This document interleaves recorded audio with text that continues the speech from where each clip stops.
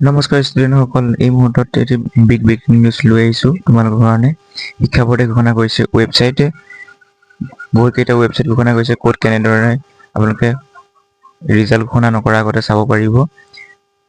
তো ঘৰতে বহি আপোনালোকে মোবাইলতে হ'লেও চাব পাৰিব, যিহেতু বহুতৰ হাতত লেপটপ বা কম্পিউটাৰ নাথাকে। সেইকাৰণে কেইটামান ৱেবছাইট আপোনালোকে মোবাইলৰ যোগেদি চাব পাৰিব। এই ৱেবছাইটকেইটা ডেছক্ৰিপশ্যনত দি দিয়া আছে, আপোনালোকে তাৰ পৰাই আপোনালোকৰ ৰিজাল্ট কেনেকুৱা হৈছে, কি কথা তাৰ তথ্য লাভ কৰিব পাৰিব।